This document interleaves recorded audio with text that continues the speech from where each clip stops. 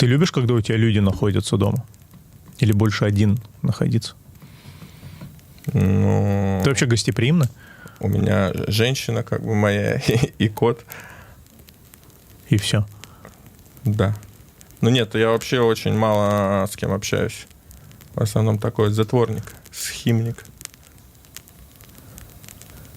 А почему ты анализировал? Ну, в основном, многие друзья, с которыми я близко общался, они разъехались. Сейчас живут в других странах. То есть, в основном, мы общаемся по Дискорду там и что-то такое. Очень мало кто остался. А новых друзей, трудно заводить как-то в таком возрасте. Ну, вот Гриша Оджибуда. Новый друг, мой брат. Люблю тебя. Целую в хуй. У тебя есть новые друзья? Ты заводишь новых друзей? Как у тебя вообще? Ты же был в Америке. Теперь у тебя есть круг общения? А в Америке? Здесь. Есть, да. Ну, остался. Это старые друзья, которые были и до Америки, да? Ты знаешь, с некоторыми прекратилось общение. Просто потому, что я обнулился во всех смыслах, финансовых в том числе. И эти люди потеряли ко мне интерес. А с некоторыми остались и, наоборот, прям укрепились еще сильнее. А как ты, подожди, финансово вообще существуешь? У тебя вот тут целый офис, как бы студия. Хотя у тебя нет рекламы же, да, в твоих подкастах? У меня есть пару реклам длинных, годовых. Ты вот можешь увидеть меня на федеральных каналах и на всяких афишах, на радио. Я сейчас окна мелкие рекламирую. Везде. Я везде с ними. Мелкие окна? Это что такое? Бренд «Мелкий» окна называется. Для Джарахова? Бля. Что за мелкие окна? Они сейчас могут обидеться, извините. Окна мелкие, открыты для ваших идей. Это название компании. Окна мелкие? Мелкие. А, мелкие, я думал, Да. мелкие окна. Да. Ага. И еще там есть пару проектов, где типа я там лицом, накопленным капиталом свечу. Еблоторговля, да, чисто? Да. То есть узнаваемость у тебя сохранилась, да? Что Узнаваемость люди сохранилась. знают тебя, И еще держат рекламу. увеличилась, знаешь, из-за чего? Я в свое время с Мэлом постримил. И когда у него вот супер хайп недавно начался, он там, помнишь, все звезды ему писали, футболисты, президенты, да. блядь, и так далее. Мбаппе. И эти наши стримы совместные начали вируситься, расходиться там короткие шортсами. И еще больше расширилась аудитория, еще больше пиздюков меня стало знать. Поэтому узнаваемость высокая, осталось теперь, продукты сделать, которыми я горю, мне нравится, развить их для того, чтобы еще им финансово вырасти. Вообще, в медийном плане ты так нормально камбэкнулся, нет? У тебя подкасты хорошо собирают. Я буду считать, когда у меня выпуски начнут набирать 3-5 миллионов, как раньше. Вот я буду считать, что я камбэкнулся, а пока нет. Пока я недоволен. А почему именно такая цифра? Почему вот есть цифра, которой ты доволен, а есть цифра, которой ты недоволен? Как будто пока это артхаус с такими цифрами. А когда это 3-5 миллионов, это вообще супермассовая аудитория. Вот, значит, все погружены в это. Это хайп. Я же смыслами, категориями хайпа живу. А для чего тебе это? Вот это вот, кстати, мне не совсем понятно. А для чего это? Комплекс, наверное, иммигранта, который хочет быть признанным в России. Вот ты говорил, и твои кумиры там, да, какие-то Тиньков, Вася Баста, да, которые сделали какие-то супер громкие большие вещи. Но для чего? Вот я просто не понимаю, а для чего мне это? Понимаешь, ты родился в России, ты изначально хозяин жизни здесь. Родина. Ну, это правда так. Ну, я вот приехал к тебе, да, сюда. И я, когда был ребенок, мне надо было сначала выучить язык, я говорил с акцентом. Потом я щемился, меня мама прятала в гардеробе, потому что участковые постоянно делали обходы по квартирам, где жили нерусские, и проверяли регистрацию. Потом... я был нелегалом. Нелегальный ребенок был именно? А мама была на легальном положении? Мама была... это менялась, эта ситуация. Потом я должен был быть военно обязанным, и мы не делали мне гражданство России поэтому.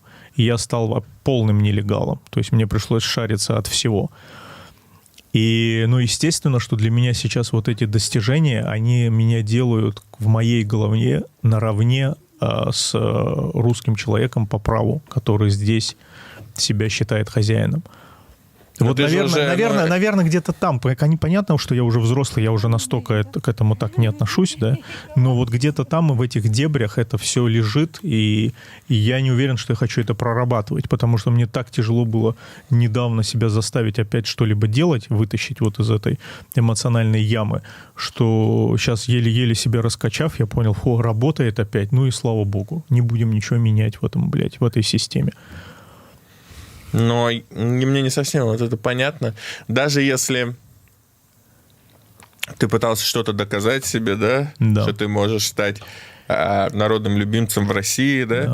Ну, это же уже было у тебя. Ты же это уже себе доказал? Было. И? Я ничего другого я не нашел. Зачем тебе снова к этому стремиться? Потому что я... Нет такого, что это какие-то крысиные бега, это абсурдная деятельность. Ну, а что мне выпилиться? Все, тлен, блядь. Что мне делать? Почему тебе надо выпилиться? Почему не заниматься просто как бы тем, что тебе интересно, и от создания чего-то, что как бы тебе нравится, я занимаюсь. И несет ценность, как бы просто кайфовать. Зачем тебе именно цифра в 3,5 миллиона, если у тебя и так хорошие цифры? Это критерий успеха для меня. Потому что иначе... Но ты же сам, зачем ты выставил эти критерии и страдаешь от того, что не можешь их достигнуть? Потому что это предыдущая планка, которую, чтобы ощутить снова вкус, вот тот самый, который был, надо ее переплюнуть в своей голове. Ну, не получается по-другому. Вот так я себе выставил. А что я должен делать? Типа, ну, хорошо, я могу, по идее, стримить там на несколько тысяч онлайн, да, и довольствоваться этим, и что-нибудь там раздувать. Но я попробовал, мне очень уныло стало, скучно. Ну вот я вот эту телегу, что тащим-то хотел прогнать, вот что мне не совсем понятно, да, там, блогеры, там, и вот в этом смысле, ну, в том смысле, что это некоторая деятельность, которая приносит деньги, да, это мне понятно, но я думаю, тебе достаточно денег и от мелких окон, там, или что там, или ты нуждаешься в каких-то космических суммах. Мне нужны деньги для того, чтобы делать больше и круче проекта, в первую очередь. А все остальное производное там... Но это вот выглядит вот для меня со стороны как некая, ну, лестница в никуда. Просто делать больше и круче проекты, и дальше делать еще больше и круче проекты. А ради чего это все? Вот я как Эльдара Джарахова спрашивал: бро, а у тебя вот есть какая-то вот мечта, что ты хочешь сделать, чем ты гордишься в жизни? Он говорит: я горжусь тем, что я сделал сайфер Гена Букин. Но он же уже сделал. Но это хуйня из-под коня. Неважно, но нет, вопрос смотри в том, то есть это просто, ты гордишься тем, что как бы сделал просто какую-то поп-развлекаловку. Вот о чем я говорил, что вот если там я делаю свой альбом, то это непосредственно как бы я раскрываюсь в этом альбоме. То, кем я и являюсь. И, возможно, это не близко там огромному количеству людей. Но это я раскрываюсь, ну, именно я как есть, являюсь как бы в полноте этому миру, так сказать. Ну, я... деятельность, которая тебя не являет, например, мне не совсем понятно. Почему являет так или иначе? Я бы ими не занимался. Ну, например... Так и вот, мне кажется, критерием, типа, если ты считаешь, что ты явлен вполне в этой деятельности, то это и есть успех. Зачем нужна тут какая-то цифра? Возможно, для этой цифры тебе надо будет как бы несколько предать себя, да, или сделать что-то... Вот я много вижу артистов там, которые идут по этому пути. Они сначала выпускают треки, и в них есть что-то интересное, но они начинают отсекать все... Да, я понял, личное своего творчества, чтобы оно становилось более массовым, и в результате это пластмассовая, как бы, пустая хуета, но которую слушают миллионы. Я их не понимаю. Это к тому вопросу, что ты мне задаешь, потому что... Ты понимаешь, что это вообще философский вопрос, на него нет однозначного ответа. Ты можешь делать попсу на массовую аудиторию и быть сверхчеловеком. Да, я же говорю, просто я не понимаю. Я смотрю и думаю, это какая-то крысиная гонка, зачем вы этим занимаетесь? Это мне непонятно. Что вам нужно? А ты попробовал это? Миллионы денег или что? А ты попробовал это? Мне это не интересно, ну, в принципе. Это мне, непонятный модус проживания для меня. Ну хорошо, давай на конкретном я примере. понимаю, когда человек нуждается, например, да, и он переходит в это русло, условно говоря, делать поп-треки какие-то, да, наверное, приятнее, чем работать в офисе 5 дней в неделю, что тебе тоже не нравится для проживания. Но если тебе и так достаточно как бы средств, ведь человек, не в так многом нуждается там. Слав, Крыша над головой, еда, когда ты делаешь комичные шорцы? Шорцы? Шорцы. Я вообще не делаю шорцы. Ну вот у тебя есть канал, по-моему, на Г начинается какой-то. Может, это фановский. Это, наверное, фан какой-то аккаунт. Да, но ты там записывал про бустера, там какую-то чуваку с очками. Но я нашел несостыковки в этом интервью. Родители не пьющие вообще. Они вот пьют только когда там Новый год или день рождения. И для них это типа так... Вот выпить, бокальчик поднять, типа тост сказать, и вот это, какое-то прям такое особенное событие. И мне говорят, почему ты не пьешь, давай мы выпьем. 1 бокал, шампанское, сейчас будет поздравление, типа, все, уже скоро 0-0, надо это сделать. Я такая думаю, папа. То есть еще до встречи с бустером Диларе нельзя было пить. А нельзя пить людям в каком случае? Правильно, когда они беременны. Так что, возможно, этот ребенок вообще не от него. А так это или нет, смотрите в моем телеграм-канале, там дополнительные материалы. Вот ты когда это записываешь, ты не считаешь, что это даже хуже, чем попсовая музыка? В творческом плане. Что это некоторый кринж? Ну, типа, это не просто кринж, это прям совсем никуда не годится. Тебя это не унижает? Ну, это твоя оценка, что это никуда не годится. Я тебя спрашиваю, да, я с не моей говорю. точки зрения, это забавно. Ну, и мне нравится в этой деятельности как бы посмеяться над собой. Что это тоже, мне кажется, новый формат такой адекватной современности, что если какие-то серьезные артисты прошлого, да, там Егор Летов какой-нибудь или кто-нибудь, они были там полностью серьезные, да, в своем явлении, такие модерновые, то сейчас как бы вот этот пафос артиста и каких-то серьезных вещей, что я написал, мне хочется его тоже разрушать. Разрушать. Да, чтобы это не было слишком пафосно. Потому что, мне кажется, когда... А почему ты этого стыдишься? Кто сказал, что пафос — это плохо? Я этого не стыжусь. Мне кажется, это душно становится. Ну, я так воспринимаю. Это душно, когда нету угара какой-то, возможности над самим собой посмеяться. Позволить себе быть там кринжовым каким-то, да? Это как раз, мне кажется, о свободе. Если ты там, серьезностью своего, да, творческого нарратива как бы скован, ты тоже не вполне свободен. А если ты можешь себе позволить, да, и видео с шарами залить, как ты плачешь, то ты более свободен. Согласен. Вот это твое осознание триповое, да, вот тебе пришло. Да. Это же такой рывок к свободе, что я могу вот явиться таким, какой я есть. Я Амиран Сардаров, там у меня там серьезный канал, а сейчас я плачу как бы и играю мышцами как бы перед камерой. Но это тебя являет. И вот я поэтому к тебе и пришел, например, на подкаст, потому что вот в этом видео я, например, тебя увидел, да, а не просто вот кем ты был, когда мы раньше виделись. Как будто у тебя появилось это измерение такое экзистенциальное. Не просто вот этой крысиной гонки, о которой ты говоришь, а некого проживания и явления себя в том виде, что ты собой представляешь. Содержательность, да. Хорошо. Спасибо тебе за такую оценку. Что с шарами? Из-за чего ты я бы со своей стороны хотел бы, зная, какой ты глубокий, тонкий и интересный человек, я бы хотел, чтобы тебя массовая аудитория узнала. И потому что я считаю, что ты один из самых недооцененных артистов в нашей стране. Вот почему я тебя давлю туда, а не для того, чтобы тебя обидеть или ранить. Я хочу, чтобы ты это услышал. Да, я согласен с тобой, но я бы не хотел предавать себя ради этого и сделать какую-то... перейти во что-то вот безличностное такое. Ты что-то про шары опять хотел спросить. Так что, из-за чего ты переживал-то с шарами этими? Да в целом как будто, блядь... Вот те самые крысиные бега было ощущение. Опять непонятно ради чего, что не получается, что люди видят опять, как будто мои какие-то жалкие попытки быть тем прежним, а я на самом деле не прежний. А что не получается у тебя? Мне кажется, твои подкасты сейчас — это лучшее, что ты делал. Это гораздо лучше того, чем ты занимался Мне раньше. очень тесно в них. На мой взгляд. Мне очень тесно в них.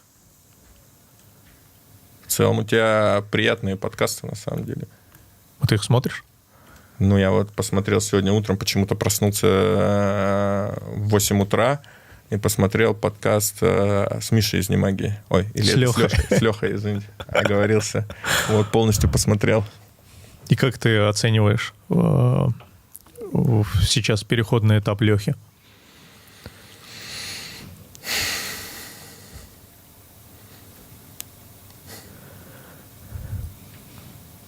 Сложно сказать, на самом деле. Ну, как будто хорошо, что он пытается снова что-то начать делать. Не знаю даже.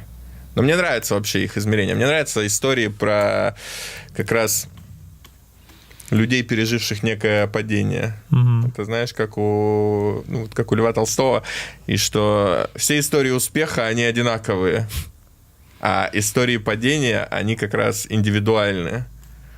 Что с человеком произошло, вот, когда он это пережил. Ты проходил через рехаб? Да. Серьезно? Да. А много раз? Нет, один раз.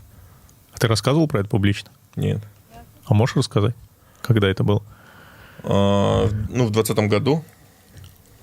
Долго? Недолго, месяц, типа. Это такие же лютые истории, как у Лехи были? Типа, Нет.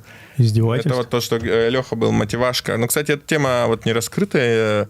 Мне кажется, ее надо как-то раскрывать. То, что это вообще существует в России.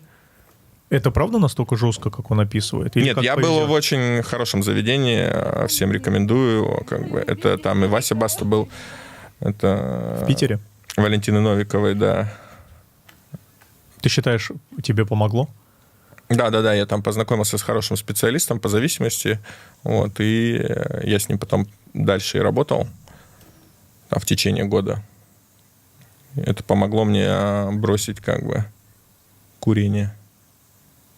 А ты можешь сказать, как эта работа, ну так вкратце хотя бы, происходит? Что это за взаимодействие? Так, чтобы люди ориентировались. А то пока у меня они слышат слово рехаб, и эта ассоциация возникает с каким-то адом, от которого... Ну надо вот то, бежать. что это, да, существует, это на самом деле вот это системная какая-то такая проблема, да. По сути, любого человека могут похитить и закрыть в этом рехабе. У меня есть даже друг, у которого жена не употребляла вообще, но ее продали в рехаб. Пиздец, а как это возможно? Они же платят деньги людям, которые как бы приведут клиента, да? Рефералка, что ли? Да. Буквально люди занимаются тем, что продают людей в рехаб. Капец. То есть, например, могут убедить, скажем, твою маму, да, просто сказать, там, Амиран жестко, вот шары скоро убьют его. И твоя мама скажет, да, я не хочу, чтобы мой сын погиб, я готова заплатить. И просто приедут, типа, пара амбалов, тебя заберут и закроют на полгода в заведении, вот в таком. Так я же заявление напишу в полицию или в Как ты его ФСБ. напишешь, когда ты будешь заперт? Ну, а они понимают последствия после, когда я выйду, что им пиздец? Ну, там же очень сильное как бы психологическое воздействие на людей происходит. Это же, например, а если человек, ну, реально как бы с проблемами, да, с зависимостью, и на него жестко как бы воздействует, это такая как бы, как секта. Люди же из сект, трудно вытащить человека из секты. Это как секта устроена. Ну, и людей туда продают, закрывают, и страшно, что это существует. Я был в нормальном месте, там можно выйти в любой момент, ты можешь... Ты платила за это? Да, конечно. То есть это было осознанное мое решение, я хотел бросить употреблять. Там были эти 12 шагов, о которых говорят? Да, они все вот построены по этой как бы, системе. А как можно себя заставить их делать без давления? Но я не делал эти шаги в целом. Я просто работал там с психотерапевтами. Все. Получалось? Не напрягало тебя? Ну, на самом деле это, ну, очень интересный как бы опыт, обогащающий с моей точки зрения. Как бы со многими людьми там познакомился, пообщался. И в целом, ну, там пишешь всякие работы, например, да. Например, там была работа написать 3 там самых больших секрета, которых ты никогда никому в жизни не рассказывал. И есть, например, какие-то вещи, которых ты очень стыдишься, и тебе кажется, что они прям ужасные. А потом ты выходишь, читаешь их перед терапевтической группой, и все тебя поддерживают, и ты понимаешь, что ничего в этом Такого нет. ужасного-то и нет, на самом деле. И кто-то тебе говорит, да, я тоже переживал такое, у меня тоже это было. Это такой освобождающий опыт. А ты не боишься, что этот секрет потом утечет? Ты же публичный человек. Как тебе? Тебе же вдвойне Да, приходится боялся, работать. конечно, боялся. Вот, пришлось довериться людям, но ничего никуда не утекло. Люди лучше, чем Мы о них мы думаем. о них думаем зачастую. У меня вот такая же ситуация была с шарами, когда я Островскому исповедовался. Я такой думал, бля, как стыдно это ему говорить. Потом я ему сказал, я говорю, я вот дую шары. Потом А это вышел. было до того, как видео. Да, да. Потом я вышел, и я такой понимаю, бля, что такого-то? А что, ты перестал дуть шары? Да. Ты знаешь, это как будто, я надеюсь, оно так и будет, а как будто вот это видео, оно поставило, ну, типа, точку окончательно. И, наоборот, помогло еще поработать над собой. Я сразу пошел пересадку волос сделал. Ты в Турции ездил? В Москве. В Москве сделал? Наши начали делать здесь. Осетины причем делают, прикольные ребята. И делают не так ужасно. Там уже такой большой конвейер, у тебя всю голову превращают в такое месиво, как будто тебя избили. А здесь аккуратно наши девчонки русские так делают. Тебе повезло, тебе не надо просто. Ну, пока нет. Генетика хорошая. Да. Но иногда, когда у меня волосы на бок, кажется, что у меня лысина. Мгм. Слав, тогда расскажи вот что. Как жить трезвым? От чего кайфуешь? Да все на самом деле то же самое. В смысле? Ну, все то же самое. Сидишь. Александровна. Инструкция. Не знаю. Ну, ты дуешь иногда? Нет, Вообще? вообще нет. Я говорю, полностью 4 года вот трезвый. Уже даже больше.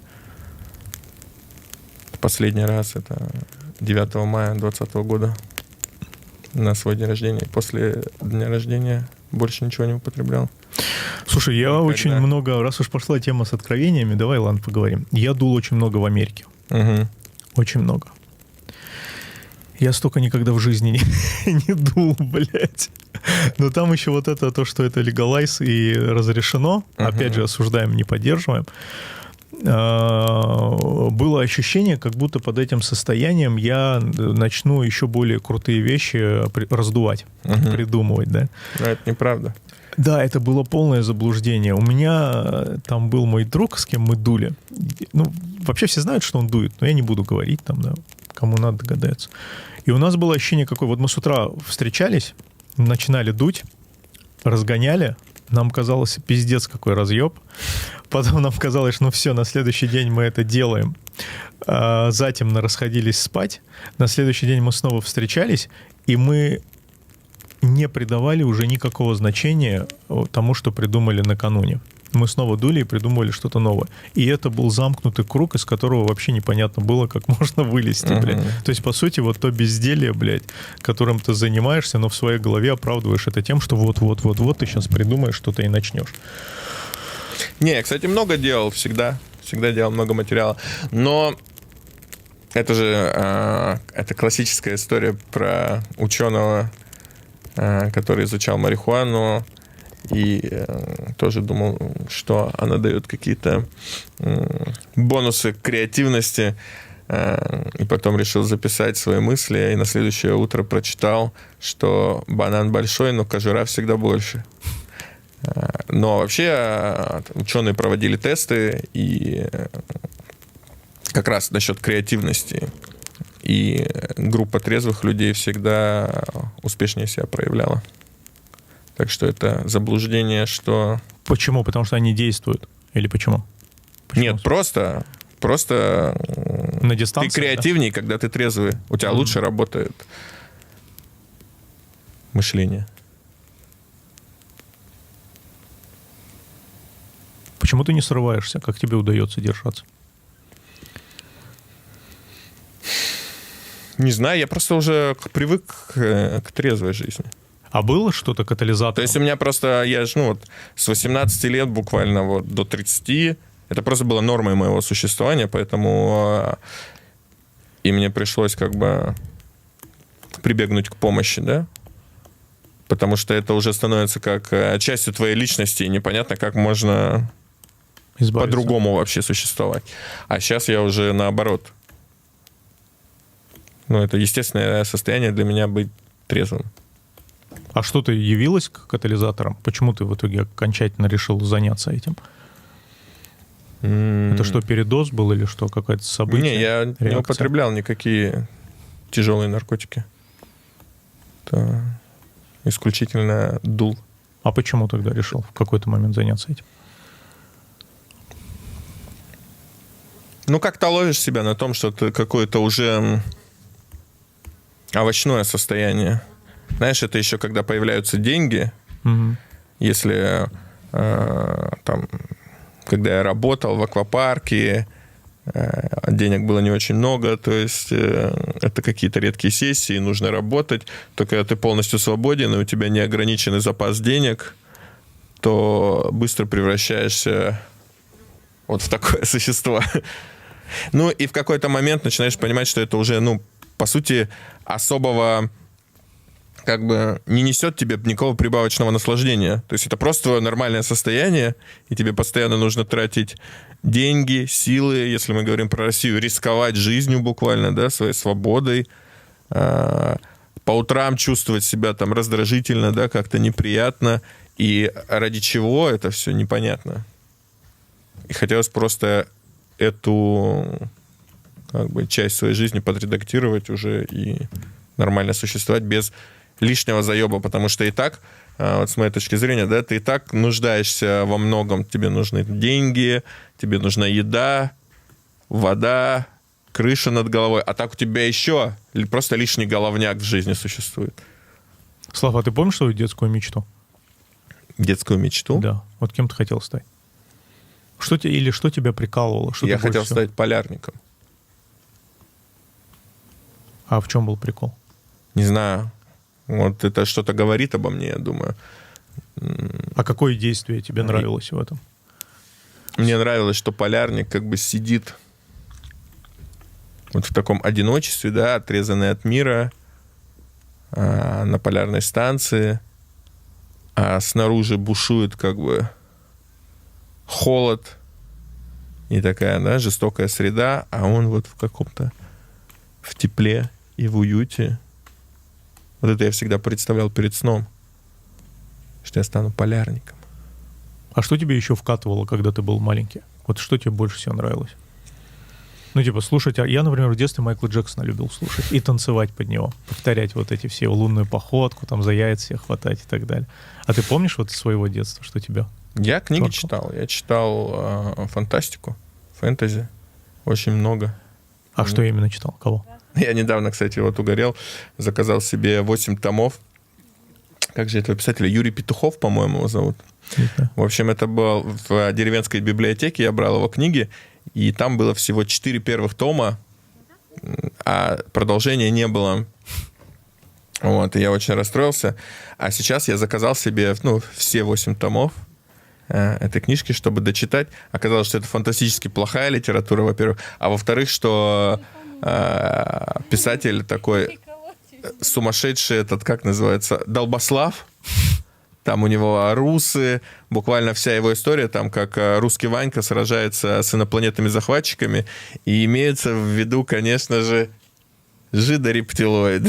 Серьезно? Да-да, он постоянно вспоминает русские церкви, это придает ему суперсил, и он начинает кромсать. Это реально из такие бластера. раздувы есть в книге? Да-да, это 8 томов вот этого. Вот Это какого года?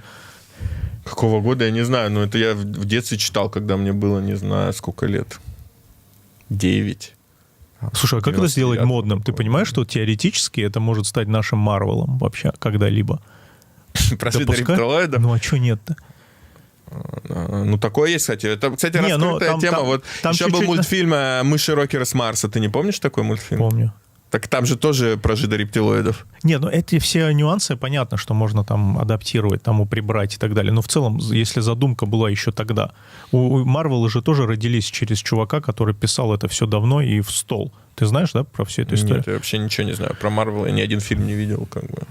Ну, короче, это чувак, который писал комиксы всю жизнь. И когда он их писал, это там расходилось вообще с небольшим тиражом по Америке, а потом это вот превратили в то, что есть. Потому что сам по себе голливудский жанр, который был актуален в конце 90-х и в начале 80-х, он себя изжил, и они не знали, что сделать. Вот что выпускать дальше, чтобы столько же денег приносило. И они начали обращаться вот к этим темам, франшизам и комиксам, которые раздули. Но, по идее, тогда и у нас должно рано или поздно к этому прийти, если у нас тогда это все придумывалось. Не знаю, но у нас есть и более как бы интересные книжки для этого. Там вот Ника Перумова я много читал в детстве, да. Лукьяненко, они же делали «Ночной дозор», «Дневной дозор». Ну, это когда было? Ну, это современное уже все. Да. Мне это интересно. Как еще раз зовут автора? По-моему, Юрий Петухов. Юрий Петухов. Возможно, в имени я ошибаюсь, но фамилия Петухов.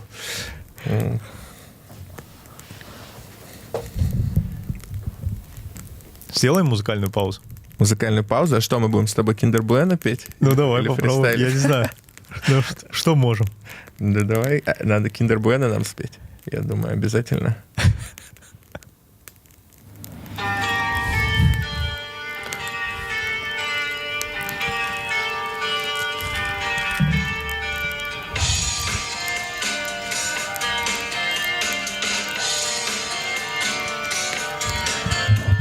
Голый мужик ест Kinder Bueno, я. Голый мужик ест Kinder Bueno, я. Голый мужик ест Kinder Bueno, на пляже в Сочи волна по колено. Голый мужик ест Kinder Bueno, рухнет комета и капелька с члена. Голый мужик ест Kinder Bueno, брезгливо ребенка утащит мурена. Голый мужик ест Kinder Bueno, я мимо прошел, мне совсем нету дела, что за трагедия стоит за этим. Голый мужик ест Kinder Bueno, и что за счастье стояло за этим. Голый мужик ест Kinder Bueno, голый мужик ест Kinder Bueno, я. Голый мужик ест Kinder Bueno, я. Голый мужик